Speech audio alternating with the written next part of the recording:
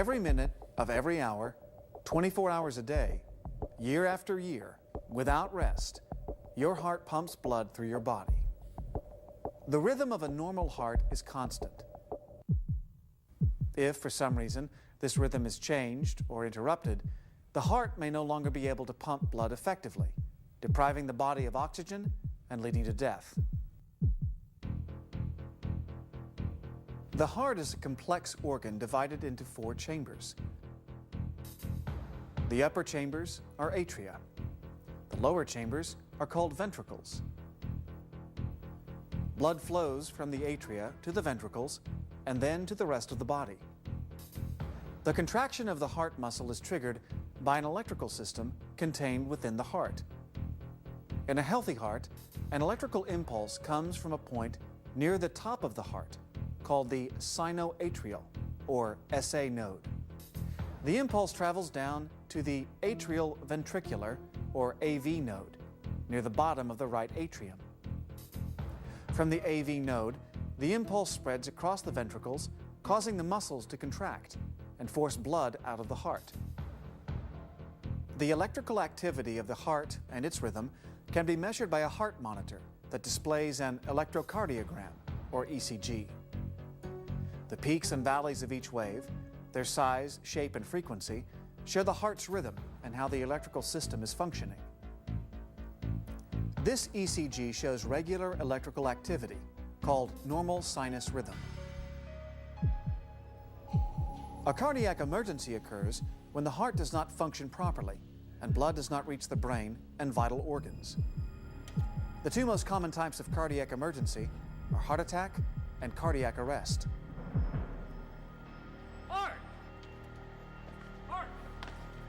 Heart! A heart attack is caused when arteries or blood vessels in the heart become blocked and the heart muscle is deprived of blood and oxygen. The heart's electrical system may still function, but the heart is unable to pump blood through the body effectively, resulting in a life-threatening condition. A person suffering a heart attack may be fully conscious and alert and may experience pain or other signals of a heart attack. Mom, are you sure you're feeling okay? They'll get a touch of the flu, that's all. A heart attack may also lead to cardiac arrest. Cardiac arrest occurs when the heart's electrical system malfunctions and the heart rhythm becomes irregular or too fast. Under these conditions, the heart can no longer work as a pump and cannot move blood and oxygen through the body. Megan, call 911 and tell them your mom's unconscious. A person suffering cardiac arrest will become unconscious, stop breathing, and show no other noticeable signs of life. This means that the heart has stopped functioning. One of the most common forms of cardiac arrest occurs when the heart simply quivers without any organized rhythm.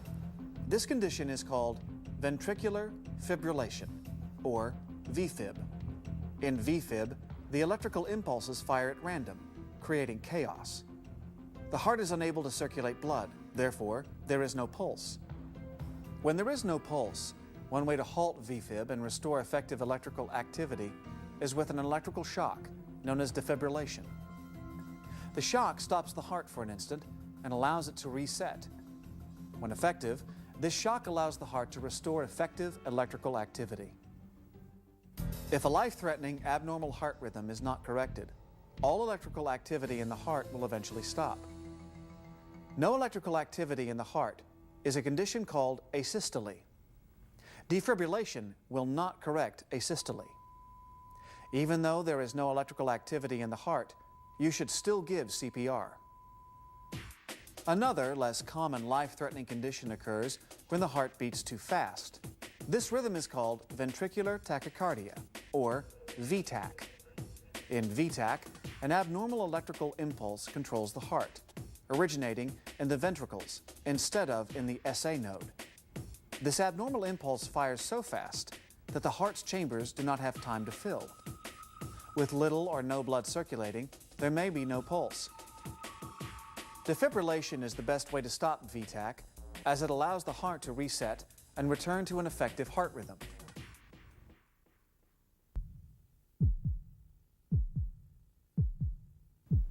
Although it is rare, children may also experience life-threatening heart rhythms. Defibrillation is also effective in children, but take care to use defibrillators that are adapted or designed for a child. They deliver a lower energy shock, considered more appropriate for children.